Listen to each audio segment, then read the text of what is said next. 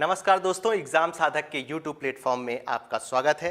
पिछली क्लास में हमने क्या पढ़ा था? दिमाग में जोर डालिए और याद करिए। हाँ, पिछली क्लास में हमने पढ़ा था राष्ट्रपति और उपराष्ट्रपति के बारे में हमने पढ़ा था और हमने वादा किया था कि अगली क्लास में हम आपको क्या पढ़ाएंगे? केंद्रीय मंत्रिपरिषद। ठीक है, केंद्रीय मंत्रिपरिषद पढ़ाएंगे। और ये क्यों पढ़ाएंगे इसका भी रीजन हम बता देते हैं आपको। मैंने आपको बताया था कि हम अभी क्या पढ़ रहे हैं? संघीय कार्यपालिका के बारे में पढ़ रहे हैं। संघीय कार्यपालिका आपके एमपीपीएससी का जब आप सिलेबस देखेंगे तो उसमें ये शब्द यूज किया गया है। ठीक है, अब जब ये शब्द यूज किया गया है तो उसका सीधा सा कहने का मतलब ये है कि संघीय कार्यपालिका के अंतर्गत आप भाग 5 के अंतर्गत अनुच्छेद 52 से लेकर 78 तक की सारी चीजें पढ़िए। अब 52 से लेकर 78 तक में कौन कौन सम्मिलित है? तो भैया राष्ट्रपति सम्मिलित हैं, उपराष्ट्रपति सम्मिलित हैं, केंद्रीय मंत्रिपरिषद सम्मिलित है और चौथा क्या है? महान्यायवादी सम्मिलित है। तो हमने क्या किया? हमने पहले राष्ट्रपति को खत्म कर लिया, हमने उपराष्ट्रपति को समझ लिया। आज हम किसकी चर्चा करने वाले हैं? केंद्रीय मंत्रिपरिषद की चर्चा करने वाले हैं। तो यहां मैं आपको यह समझाने की कोशिश कर रहा हूं कि हम आपके सिलेबस से ना भटक रहे हैं ना आपको भटका रहे हैं। और पिछले वर्ष का जब आप पेपर देखेंगे तो एमपीपीएससी प्रीलिम्स ने सारे क्वेश्चंस, ठीक है, एमपीपीएससी प्रीलिम्स ने सारे क्वेश्चंस उसी आधार पर पूछे हैं जिस आधार पे आपका सिलेबस दिया गया है। ठीक है, तो ये चीज आपको याद रखना है। आज किसकी बात करने वाले हैं हम? आज बात करने वाले हैं केंद्रीय मंत्रिपरिषद की। ठीक है, अब केंद्रीय मंत्रिपरिषद क्या होता है? हमारी राजनीतिक और प्रशासनिक व्यवस्था की मुख्य कार्यकारी अधिकारी क्या होती है? मंत्रिपरिषद होती है। आप मंत्रिपरिषद को ऐसा समझ लीजिए कि कानून, नियम, रूल्स, रेगुलेशन, अधिनियम, इनसे संबंधित जो भी घटनाएं घट रही हैं, ठीक है, वो सारी चीजें किसके अंतर्गत आती हैं? कौन करता है? वो केंद्रीय मंत्रिपरिषद करता है। अभी हम केंद्रीय मंत्रिपरिषद में बस आप समझते जाइए। भारत में यदि राजनीति हो रही है तो किसके लिए हो रही है? मंत्री बनने के लिए। ठीक है, भारत में जो प्रशासन चलाया जा रहा है, प्रशासन कोरोना टाइम में आपको एहसास हो गया होगा कि प्रशासन, जो नहीं समझते रहे होंगे कि प्रशासन क्या होता है, उन्होंने कोरोना टाइम में समझ लिया होगा कि प्रशासनिक व्यवस्था कितनी इंपॉर्टेंट होती है किसी भी कंट्री, किसी भी देश को चलाने के लिए, और खासकर हमारे भारत जैसे देश के लिए जहां कि हम जनसंख्या के सबसे उच्च शिखर में पूरे विश्व में पहुंचने वाले हैं। उस राष्ट्र को चलाने के लिए यह प्रशासनिक व्यवस्था बहुत इंपॉर्टेंट हो जाती है। अब प्रशासनिक व्यवस्था और राजनीतिक व्यवस्था को यदि जोड़ के देखें और केंद्रीय मंत्रिपरिषद को समझने की कोशिश करें, ठीक है, तो गरीबों के हित में हमें कौन सा काम करना है, किसानों के हित में हमें कौन सा काम करना है, हमें सड़क किस तरह से बनवानी है, हमें सड़क कितने बनवानी है, रेलवे के क्षेत्र में हमें क्या विकास करना है, रोजगार प्रदान करने के लिए हमें क्या काम करना है, भारत की बेरोजगारी को कैसे दूर करना है, इन सारी चीजों को यदि काम करना है तो इन सारी चीजों पे कौन काम करता है? आप मोटा मोटी अभी समझ लीजिए कि केंद्रीय मंत्रिपरिषद ही काम करता है। ठीक है, जैसे ही केंद्रीय मंत्रिपरिषद का नाम आए तो आप दिमाग में कुछ शब्द बिठा लीजिए। उसके अंतर्गत प्रधानमंत्री भी आएंगे, कैबिनेट मंत्री भी आएंगे, राज्य मंत्री भी आएंगे और उप मंत्री भी आएंगे। ठीक है, आगे बढ़ते हैं तो मंत्रिपरिषद को जो हम पढ़ रहे हैं आज, मंत्रिपरिषद को कितनी श्रेणियों में बांटा गया है? 3 श्रेणियों में बांटा गया है। मंत्रिपरिषद को 3 श्रेणियों में, मतलब एक परिषद है। ठीक है, परिषद का मतलब क्या होता है? एक संगठन। ठीक है, परिषद का मतलब यह होता है कि उस परिषद में कौन कौन सम्मिलित है। तो मंत्रिपरिषद में मंत्रियों की 3 श्रेणियां सम्मिलित है। पहला कैबिनेट मंत्री है, दूसरा राज्य मंत्री है और तीसरा उप मंत्री है। ठीक है, कैबिनेट मंत्री और राज्य मंत्री तो आपने बहुत सुना होगा, उप मंत्री थोड़ा बहुत काम करते हैं और कम ही सुना होगा। ठीक है, अब ये जो 3 श्रेणियां बांटी गई हैं, इन 3 श्रेणियों को बांटने का क्या अस्तित्व है, क्या मतलब है? तो पद क्रम के आधार पर इन्हें बांटा गया है। पद क्रम में क्या होता है? सबसे ऊपर कैबिनेट होती है, कैबिनेट के सहायता करने के लिए राज्य मंत्री होती हैं और उनसे नीचे उप मंत्री होती हैं। तो ये जो मंत्रिपरिषद की श्रेणियां बांटी गई हैं, इसके पीछे कितनी श्रेणी, मतलब मंत्रिपरिषद में 3 तरह की श्रेणियों के अंतर्गत उन्हें बांटा गया है। कैबिनेट के रूप में बांटा गया है, राज्य मंत्री के रूप में बांटा गया है और उप मंत्री के रूप में बांटा गया है। ठीक है, अब ये जो 3 श्रेणियां बांटी गई हैं, इनका आधार क्या है बांटने का? पद क्रम के आधार पर बांटा गया है तो सबसे ऊपर कैबिनेट होगा, दूसरे नंबर पर राज्य मंत्री होगा और तीसरे नंबर पर उप मंत्री होगा। वेतन के आधार पर बांटा गया है, कैबिनेट मंत्री को ज्यादा वेतन मिलेगा, राज्य मंत्री को कम वेतन मिलेगा, उससे नीचे वाले को, जैसे आईएएस आईपीएस को सबसे ज्यादा वेतन मिलता है, उसके बाद डीएसपी को मिलता है, डीएसपी के बाद एसआई को मिलता है, एसआई के बाद कांस्टेबल को मिलता है, ठीक है ना। तो वेतन के आधार पर ये कैटेगरी बांटी गई है। उसके बाद राजनीतिक महत्व के आधार पर 3 श्रेणियां दी गई हैं, ठीक है। अब राजनीतिक महत्व का, जैसे प्रधानमंत्री जी के मंत्रिपरिषद में आप देखिए अमित शाह जी राजनीति में अपना एक अलग अस्तित्व रखते हैं, आपको पता होगा उनका अलग अस्तित्व है, वो बीजेपी के राष्ट्रीय अध्यक्ष भी रहे हैं, ठीक है। और अच्छी खासी दखल है भारतीय राजनीति में अमित शाह जी की। उनको क्या बनाया गया है, गृह मंत्री मंत्रालय दिया गया है, अपनी कैबिनेट मंत्रालय में शामिल किया गया है, ठीक है। तो राजनीतिक महत्व के हिसाब से आप समझ पा रहे हैं, राजनीतिक महत्व के हिसाब से भी कैबिनेट मंत्री बनाया जाता है। दूसरी बात, राजनाथ सिंह जी की बात कर लीजिए, रक्षा मंत्रालय उन्हें सौंपा गया है, उन्हें अपनी कैबिनेट में प्रधानमंत्री मोदी जी ने सम्मिलित किया है। अब उनके राजनीतिक महत्व की चर्चा कर लीजिए तो राजनाथ सिंह भी बीजेपी के राष्ट्रीय अध्यक्ष रह चुके हैं, ठीक है। नितिन गडकरी जी की बात कर लीजिए, ठीक है। नितिन गडकरी जी को भी मोदी जी ने किसमें सम्मिलित किया है, कैबिनेट मंत्री में। अब उनके राजनीतिक महत्व की बात कर लीजिए तो नितिन गडकरी जी भी बीजेपी के राष्ट्रीय अध्यक्ष रहे हैं। राष्ट्रीय अध्यक्ष ऐसे तो किसी को नहीं बना दिया जाता है, कई बार बीजेपी सरकार में जब अटल बिहारी जी की सरकार थी तब भी नितिन गडकरी जी मंत्री रहे हैं। तो देखा जाए तो व्यक्तित्व के हिसाब से जिसका जो व्यक्तित्व होगा तो वो कैबिनेट मंत्री में उनको शामिल किया जाता है। अब यहाँ पर एक व्यक्तित्व का दूसरा मतलब भी होता है, कैसा मतलब होता है कि उनको भी कैबिनेट में सम्मिलित किया जाता है जो सरकार गिरा सकते हैं। आपने देखा होगा जब यूपीए की सरकार थी, कांग्रेस की सरकार थी, तो उसमें बहुत से ऐसे मंत्री थे जिनको मंत्री पद दिया गया था, क्यों, क्योंकि उनका समर्थन प्राप्त रहे। तो एक हिसाब से देखा जाए तो उनका राजनीतिक महत्व रहा, इसलिए उनको कैबिनेट में शामिल किया गया। तो अब आपको यहां पर समझ में आ गया कि ये जो मंत्री परिषद 3 श्रेणियों में बांटी गए हैं, ठीक है, वो पदक्रम, वेतन और राजनीतिक महत्व के कारण बांटा गया है। ये चीज मैं आपको समझाने की कोशिश कर रहा हूं। अब कैबिनेट मंत्री कौन होता है, तो केंद्र सरकार के प्रमुख मंत्रालय जैसे गृह, रक्षा, वित्त, विदेश आदि इन्हीं को सौंपे जाते हैं। स्वाभाविक है, ठीक है। उत्तरदायित्व की परिधि संपूर्ण केंद्र सरकार पर होती है। जो उत्तरदायित्व करने का होता है इनका, वो पूरी तरह से डिपेंड ऑन कैबिनेट मंत्री पर ही होता है, ठीक है, कैबिनेट मंत्री पर होता है। उसके बाद राज्य मंत्री की बात करते हैं तो राज्य मंत्री क्या होता है, मंत्रालय विभागों का स्वतंत्र प्रभार भी उन्हें दिया जाता है अथवा उन्हें कैबिनेट मंत्री के साथ सहयोगी बनाया जाता है। अब मंत्रालय विभागों का स्वतंत्र प्रभार जो छोटे रहते हैं, ठीक है ना, उसमें एक मंत्री बना दिया जाता है, ठीक है, राज्य मंत्री के रूप में उन्हें बना दिया जाता है, ठीक है। कभी कभी क्या होता है, कैबिनेट मंत्री के अंडर में ही ये राज्य मंत्री काम करते हैं, ठीक है, सहयोगी बना दिया जाता है। अब जैसे गृह मंत्रालय बहुत बड़ा मंत्रालय है तो उसमें सहयोगी के रूप में 2 या 3 मंत्री, मतलब राज्य मंत्री के रूप में, गृह राज्य मंत्री के रूप में उनको बना दिया जाता है। आप चेक कर लीजिएगा एक बार और नाम बताइएगा कि जो अपने भारत की गृह मंत्री हैं अमित शाह, उनके सहयोगी के रूप में कितने राज्य मंत्री बनाए गए हैं, ठीक है। तो आपको समझ में आ गया, कैबिनेट मंत्री होते हैं, मुख्य होते हैं, उनके सहयोगियों के लिए भी राज्य मंत्री काम करते हैं। और नहीं तो दूसरी बात क्या होती है, मंत्रालय विभागों का किसी न किसी मंत्रालय या विभाग का उनको स्वतंत्र प्रभार सौंप दिया जाता है।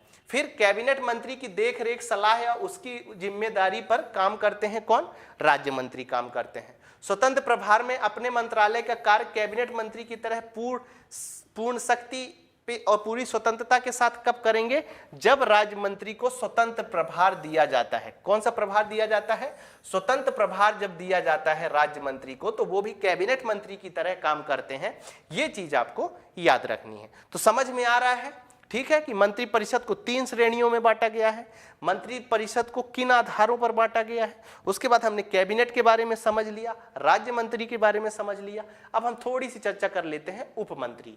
उप मंत्री क्या होते हैं, मंत्रालय का स्वतंत्र प्रभार इनको नहीं दिया जाता, जबकि राज्य मंत्री को क्या होता है, किसी न किसी मंत्रालय का स्वतंत्र प्रभार दिया जाता है। इन्हें कैबिनेट मंत्रियों के लिए प्रशासनिक राजनीतिक कार्यों में सहायता हेतु नियुक्त किया जाता है, ठीक है।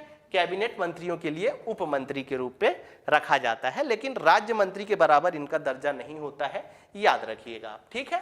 तो मंत्री परिषद समझ में आ गई। अब एक चीज, अनुच्छेद 74 के बारे में कुछ इंपॉर्टेंट चीज है, क्या, राष्ट्रपति को सहायता और परामर्श सलाह देने के लिए कौन होती है?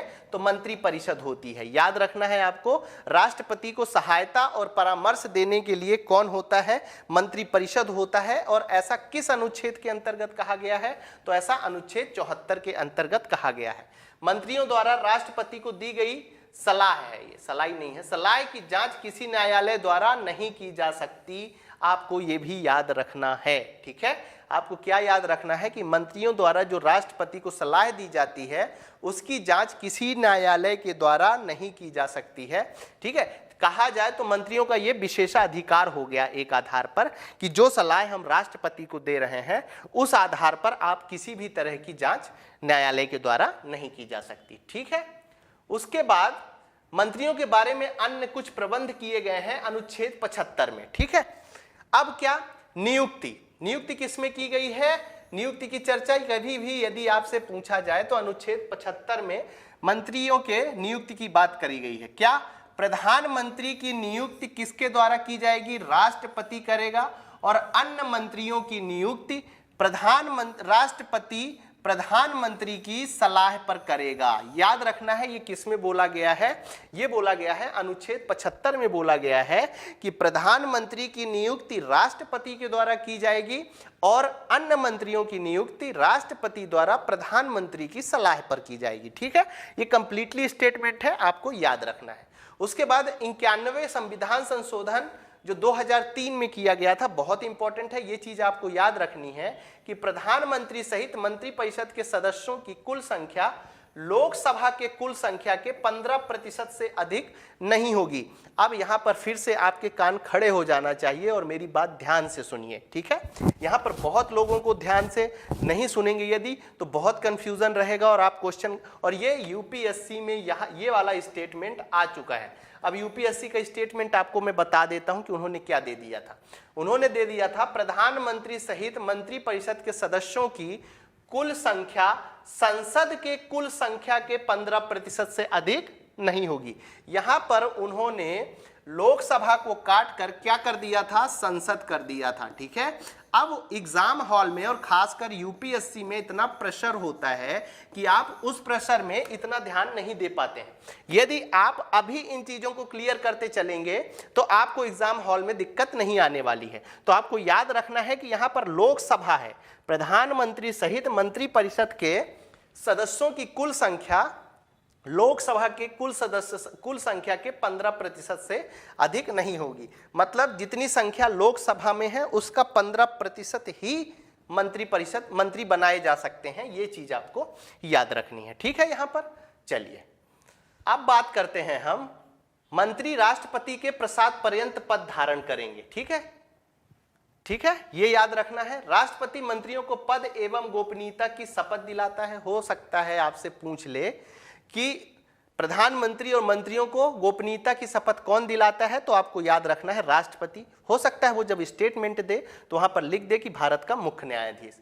मंत्रियों के वेतन भत्ते संसद द्वारा निर्धारित किए जाते हैं। ये बहुत ही इंपॉर्टेंट चीज है, नोट डाउन करिए और ध्यान रखिएगा, संसद द्वारा निर्धारित किए जाते हैं। अब आपको एग्जाम में जो गलत स्टेटमेंट दिया जाएगा वो क्या गलत स्टेटमेंट दिया जाएगा कि मंत्रियों के वेतन भत्ते राष्ट्रपति द्वारा। किसके द्वारा? राष्ट्रपति द्वारा। क्योंकि आपके मन में इतना कंफ्यूजन होगा, आप आयोग भी पढ़ के जाओगे, आप कई जगह ऐसा जब राज्य व्यवस्था पढ़ोगे तो इस तरह की चीजें पढ़ने को मिलेंगी, तो इतना दिमाग में, एक तो रात भर नींद नहीं आती है एग्जाम के पहले, ठीक है, इतना प्रेशर रहता है, इतनी सारी चीजें रहती हैं, वो यही चेक करते हैं और यही छोटी छोटी चीजें आप गलत करके आ जाते हो और आपके नंबर कट जाते हैं, जिसके कारण आपका सिलेक्शन नहीं हो पाता। तो आपको याद रखना है कि मंत्रियों के वेतन भत्ते संसद द्वारा निर्धारित किए जाते हैं, ना कि राष्ट्रपति के द्वारा निर्धारित किए जाते हैं। ये चीज आपको याद रखनी है। चलिए अब बात करते हैं भारत सरकार द्वारा कार्रवाइयों का संचालन किसमें बताया गया है? अनुच्छेद 77 में बताया गया है, ठीक है। अनुच्छेद 75 के बारे में अभी मैं बताऊंगा आपको, ठीक है। उत्तरदायित्व का जो सिद्धांत है उसके बारे में अभी हम चर्चा करेंगे, इसलिए लोड नहीं लेना है। आप ये मत समझिएगा कि 75 की बातें अभी पूरी हो गई हैं, आगे हम बताने वाले हैं। भारत सरकार के समस्त कार्य राष्ट्रपति के नाम पर होंगे, ठीक है, ये किसमें बोला गया है? अनुच्छेद 77 में। फिर राष्ट्रपति मंत्रियों के बीच कार्यों का आवंटन करने के संबंध में नियम बनाएगा। ये भी यूपीएससी में पूछा गया क्वेश्चन है। क्या पूछा गया था कि मंत्रियों के बीच कार्यों का आवंटन करने के संबंध में नियम बनाने का अधिकार किसे दिया गया है? तो आपको याद रखना है राष्ट्रपति। ठीक है, अब वहां पर क्या स्टेटमेंट दे दिया था उन्होंने लिख दिया था संसद मंत्रियों के बीच कार्यों का आवंटन करने के संबंध में नियम बनाएगा। यहां पर क्या लिख दिया था? राष्ट्रपति की जगह में उन्होंने संसद लिख दिया था, जो कि बिल्कुल गलत था। ठीक है, तो आपको याद रखना है कि राष्ट्रपति मंत्रियों के बीच कार्यों का आवंटन करने के संबंध में नियम बनाएगा। ये चीज इंपॉर्टेंट हो जाती है, इसलिए मैंने ये लाइन लिखी है। ठीक है, मैं आपको बता दूं मेरा उद्देश्य ये है कि जो इस समय स्टेटमेंट वाले क्वेश्चन आते हैं वो किसी भी हालत में आपसे गलत ना हो। और सही बचने का तरीका क्या है, सही कैसे कर सकते हैं आप, कि जहां जहां इस तरह की कहीं राष्ट्रपति लिखा है या राष्ट्रपति के पास के राष्ट्रपति की जगह में संसद लिखा है, कहीं लोकसभा लिख सकते हैं, कहीं राज्यसभा लिख सकते हैं, तो आपको वहां पे ठहर जाना है कि साहब ये राष्ट्रपति ही कर रहे हैं कि नहीं। और जब आप क्लास को सुने रहेंगे, आप कई बार पढ़े रहेंगे, तो ये चीजें आपके दिमाग में कंफ्यूजन पैदा नहीं करेंगी। ठीक है, तो यहां तक की बातें क्लियर हैं। चलिए आगे बढ़ते हैं, अब प्रधानमंत्री के कर्तव्य की बात करते हैं। तो यहां पर पहला सीधा क्वेश्चन यही बनेगा कि प्रधानमंत्री के कर्तव्य की व्यवस्था किस अनुच्छेद के अंतर्गत की गई है? तो आपको याद रखना है अनुच्छेद 78 के अंतर्गत प्रधानमंत्री के कर्तव्य की बात की गई है। राष्ट्रपति को संघ के प्रशासन से संबंधित मामलों के बारे में मंत्री परिषद द्वारा लिए गए निर्णय के बारे में सूचित करेगा। किसके बारे में? संघ के प्रशासन से संबंधित। और जहां भी संघ का नाम आए, मैं कई बार बोल चुका हूं, संघ का मतलब क्या है? केंद्र और राज्य के संबंध के बीच से है। ठीक है, किससे संबंध है? केंद्र और राज्य के बीच के संबंधों से संबंधित यदि किसी भी तरीके का निर्णय लिया जाता है तो उसके किसके द्वारा निर्णय लिया जाता है? मंत्री परिषद के द्वारा। तो मंत्री परिषद उसको इंफॉर्म करेगा, किसको? राष्ट्रपति को। ठीक है, मंत्री परिषद का प्रधानमंत्री हो गया या मंत्री परिषद हो गया, बात वही है। उसके बाद संघ के प्रशासन प्रस्तावित विधायनों के बारे में राष्ट्रपति द्वारा मांगी गई सूचनाएं प्रेषित करेगा।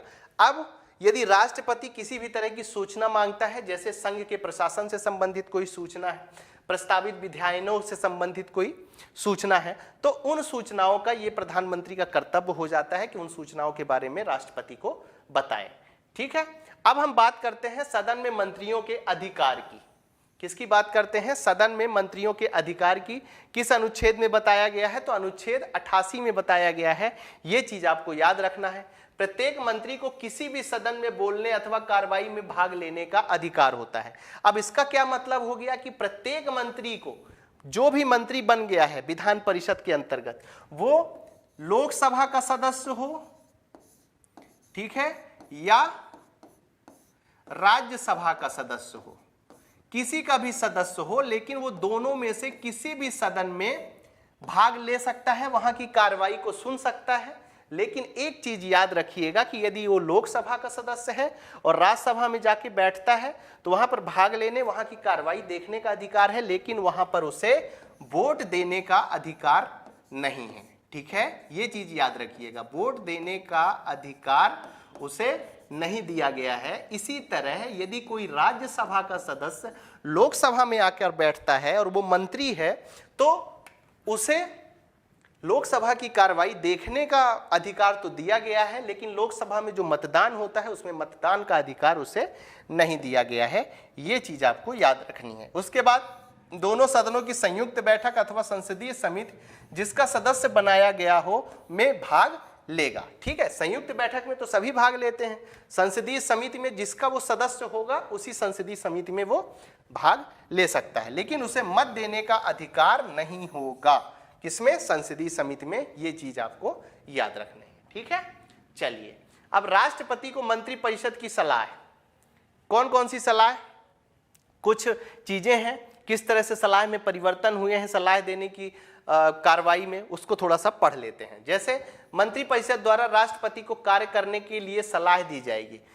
मंत्री परिषद द्वारा। कौन सा? राष्ट्रपति जो काम कर रहा है उसको कार्य करने की सलाह दी जाएगी। अभी कुछ देर पहले पिछली क्लास में हमने डिस्कस किया था कि युद्ध विराम करना है किसी के साथ। समझ लीजिए पाकिस्तान के साथ युद्ध हो रहा है और पाकिस्तान बिल्कुल गिड़गिड़ाने लगा है आके कि अब बंद करवा दीजिए, बंद करवा दीजिए, बंद करवा दीजिए। तो राष्ट्रपति युद्ध करना बंद करेगा, ठीक है, लेकिन कब बंद करेगा? मतलब युद्ध बंद करने की घोषणा करेगा, लेकिन घोषणा कब करेगा? जब मंत्री परिषद उसको कहेगा कि साहब अब बंद कर दीजिए आप, ठीक है। तो जब वहां से बोलेंगे प्रधानमंत्री और उसकी मंत्री परिषद की राष्ट्रपति जी अब बंद करिए, तो राष्ट्रपति क्या कर देंगे? बंद कर देंगे, ठीक है।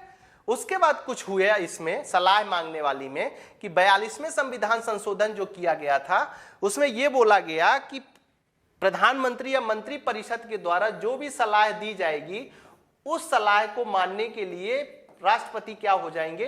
बाध्य हो जाएंगे। ये जोड़ दिया गया। ये मूल संविधान में नहीं था, लेकिन 42वें संविधान संशोधन के द्वारा जोड़ दिया गया जो 1976 में हुआ। फिर 1978 में जो 44वां संविधान, यहाँ 1976 से लेकर 1978 तक की कहानी आपको पता होगी, ठीक है ना। जनता दल सरकार के पहले इंदिरा गांधी की सरकार जो थी, बहुत परिवर्तन हुए थे, ठीक है। इंदिरा गांधी जी के द्वारा किए गए बहुत संशोधनों में, बहुत से संविधान संशोधनों में सुधार किया गया था। किसमें? 44वें संविधान संशोधन 1978 के माध्यम से। तो 44वें संविधान संशोधन में क्या बोल दिया गया कि राष्ट्रपति मंत्री परिषद के पास पुनर्विचार हेतु भेज सकता है। इसमें तो बाध्य ही कर दिया था इंदिरा गांधी जी ने कि भैया हम जो बोलेंगे वो आपको करना पड़ेगा, राष्ट्रपति पूरी तरह से शांत रहेंगे, जो हम बोलेंगे वो करेंगे। लेकिन थोड़ा सा लिबरल रही जनता सरकार, वो आई, वो बोली 44वें संविधान संशोधन के द्वारा कि ऐसा नहीं है भाई, राष्ट्रपति को बाध्य करना ऐसा नहीं कर सकते हैं। हालांकि अब्दुल कलाम जैसे व्यक्तित्वों ने पुनर्विचार के लिए भेजा भी, कभी मौका मिला तो हम चर्चा करेंगे। लेकिन अभी आप बस इतना समझ लीजिए कि 44वें संविधान संशोधन के द्वारा राष्ट्रपति मंत्री परिषद के पास एक बार पुनर्विचार के लिए भेज सकता है, और यदि फिर से लोकसभा या संसद ने फिर से बोला कि भैया आप इस पे साइन कर दीजिए, तो राष्ट्रपति को साइन करना पड़ेगा। याद रखिएगा, मंत्रियों द्वारा राष्ट्रपति को दी गई सलाह की जांच किसी न्यायालय द्वारा नहीं की जाएगी, ये हमने पहले ही डिस्कस कर लिया है। अब हम बात कर लेते हैं मंत्रियों के उत्तरदायित्व की। किसकी बात कर लेते हैं?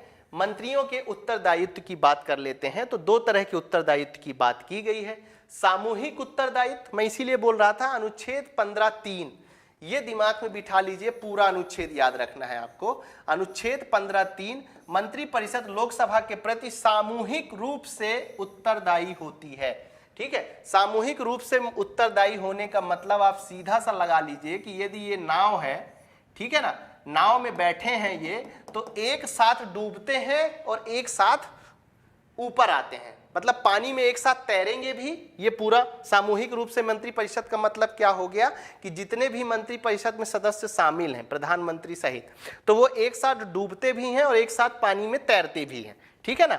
ऐसा नहीं है कि यदि उत्तरदायित्व का मतलब ये है कि प्रधानमंत्री जी ने और जो चीज ने एक स्टेटमेंट दे दिया, तो सरकार में जितने भी लोग जुड़े हैं उसमें सबकी सहमति होना जरूरी है, बिल्कुल सहमति होना जरूरी है, ऐसा दिमाग में बिठा लीजिए।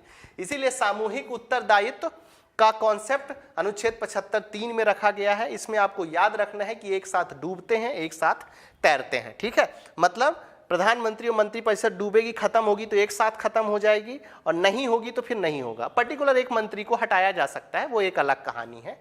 लेकिन एक जो सामूहिक स्टेटमेंट वाला है, सामूहिक निर्णय की जब बात होगी, तो सामूहिक रूप से ये लोकसभा के प्रति उत्तरदायी होंगे। यहां भी याद रखना है आपको, मंत्री परिषद। अब यहां पर क्या लिख देते हैं, ये धोखा देने के लिए एग्जाम जो हमारे लेते हैं, यहां पर लिख देंगे संसद।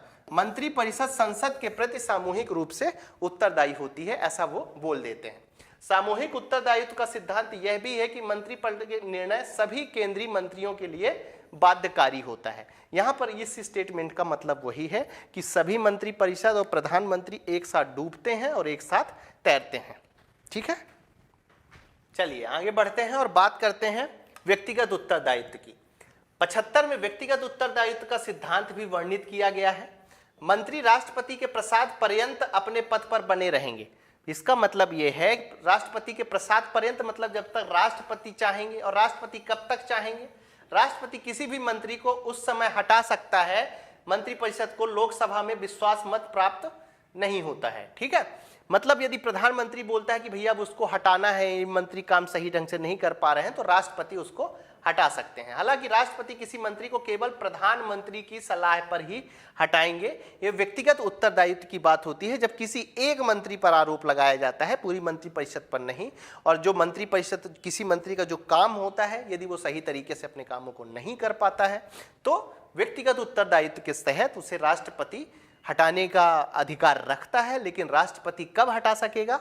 जब उसको प्रधानमंत्री कहेगा कि साहब ये हटा दीजिए, सही काम नहीं कर रहे हैं। वैसे तो नॉर्मली आप देखते होंगे कि बोल देते हैं कि अब भाई आपस का ही आदमी रहता है मंत्रिपरिषद में, तो उसमें क्या होता है कि वो बोल देते हैं साहब इस्तीफा दे दो, अब गलती तो आपने कर दी है। तो बहुत लोग पहले इस्तीफा देते थे, जब इस्तीफा नहीं दे, अब मंत्री अड़ गया कि साहब हम नहीं हटेंगे, आपको जो करना है करो, तब फिर प्रधानमंत्री क्या करता है, वो राष्ट्रपति से बोलता है ये अड़ियल टाइप का इंसान है, ये हटने वाला नहीं है, आप एक काम करो इसको हटा दो। किसके आधार पर हटा दो? उसके व्यक्तिगत उत्तरदायित्व पर, कि उसको जो उत्तरदायित्व सौंपा गया है उस उत्तरदायित्व पर वो सही तरीके से उतर नहीं रहा है। ठीक है, तो यहां पर आपको याद रखना है अनुच्छेद 75 में व्यक्तिगत उत्तरदायित्व और सामूहिक उत्तरदायित्व का सिद्धांत है। और सामूहिक उत्तरदायित्व के अंतर्गत आपको 75(3) दिमाग पे बिठा लीजिए, 75(3), ठीक है, सामूहिक उत्तरदायित्व की बात करता है। ठीक है, चलिए अब आगे बढ़ते हैं और बात करते हैं हम मंत्रिपरिषद और मंत्रिमंडल के बीच में कुछ अंतर बताए गए हैं, उनके बारे में थोड़ी सी चर्चा कर लेते हैं। अब क्या है, मंत्रिपरिषद समझ गए होंगे आप और मंत्रिमंडल समझ गए होंगे। मंत्रिपरिषद ऐसा समझ लीजिए कि ये बड़ा गोला है। क्या है ये? मंत्रिपरिषद बड़ा गोला है। ठीक है, गोला याद आ रहा है आपको, पीके मूवी वाला। ठीक है, मंत्रिपरिषद एक बड़ा गोला है और मंत्रिमंडल मंत्रिपरिषद के अंदर एक छोटा गोला है। ठीक है, अब ये कॉन्सेप्ट दिमाग पे आ गया होगा। मैंने पहले भी आपको बता दिया है कि मंत्रिपरिषद में मंत्रियों को 3 श्रेणियों में बांटा गया था, कैबिनेट मंत्री, राज्य मंत्री और उप मंत्री। तो अभी हम किसके किसके बीच में अंतर देख सकते हैं। हो सकता है कभी दोनों को मिक्स करके वो आपसे स्टेटमेंट के तौर पे आपसे क्वेश्चन पूछा जा सकते हैं, इसलिए ये क्लियरिटी रखना थोड़ा सा दिमाग में इंपॉर्टेंट हो जाता है। अब देखिए, मंत्रिपरिषद बड़ा निकाय होता है और मंत्रिमंडल छोटा निकाय होता है। अब एग्जाम में कैसा स्टेटमेंट आपको दे देगा, मंत्रिपरिषद छोटा निकाय होता है जबकि मंत्रिमंडल बड़ा निकाय होता है, ऐसा स्टेटमेंट दे देगा। तो आपको ध्यान रखना है कि भैया मंत्रिपरिषद बड़ा होता है ना कि मंत्रिमंडल होता है। वो घुमा के दे सकता है। एक बार फिर से बोल दूं, वो कैसा स्टेटमेंट दे सकता है कि मंत्रिपरिषद छोटा निकाय होता है जबकि मंत्रिमंडल बड़ा निकाय होता है। तो ये शब्दों का खेल है, आपको उनके हेर फेर में नहीं पड़ना है। ठीक है, यही एग्जाम कहलाता है। बड़े निकाय में 60 से 70 मंत्री सम्मिलित होते हैं और छोटे में मतलब कैबिनेट में, कैबिनेट है ना मंत्रिमंडल, तो 50 से 20 मंत्री सम्मिलित होते हैं। उसके बाद मंत्रिपरिषद को 3 श्रेणियों में बांटा गया है। अभी मैंने आपको बताया, कैबिनेट मंत्री के रूप में बांटा गया है, राज्य मंत्री के रूप में बांटा गया है और तीसरा उप मंत्री के रूप में बांटा गया है। जबकि कैबिनेट को, अब कैबिनेट अपने आप में वो तो मंत्रिपरिषद का एक प्रकार है, तो उसको किसी भी तरीके से नहीं बांटा गया है। जबकि जो ये राज्य मंत्री हैं और ये जो उप मंत्री हैं, ये कैबिनेट की सहायता के लिए हैं, लेकिन इनकी भी मंत्रियों की एक श्रेणी है जो किसके अंतर्गत रखी गई है, मंत्रिपरिषद के। क्लियर है? फिर इसका कोई सामूहिक कार्य नहीं होता है, किसका, मंत्रिपरिषद का, और इसका कार्यकाल सामूहिक होता है। सभी शक्तियां प्राप्त लेकिन कागजों में मंत्रिपरिषदों का कम होता है। मैंने आपको बताया कि राज्य मंत्री को कितने अधिकार दिए गए हैं, जबकि कैबिनेट मंत्री ही सब कुछ सर्वोसर्वा होता है। ठीक है, तो इनको कागजों में तो लगेगा कि हाँ भैया सब कुछ मंत्रिपरिषद है, लेकिन ऐसा होता नहीं है वास्तव में। वास्तव में मंत्रिमंडल सब कुछ होता है। तो वास्तविक रूप से मंत्रिपरिषद की शक्तियों का प्रयोग कौन करता है, तो मंत्रिमंडल करता है। उसके बाद मंत्रिमंडल के निर्णयों को लागू करता है।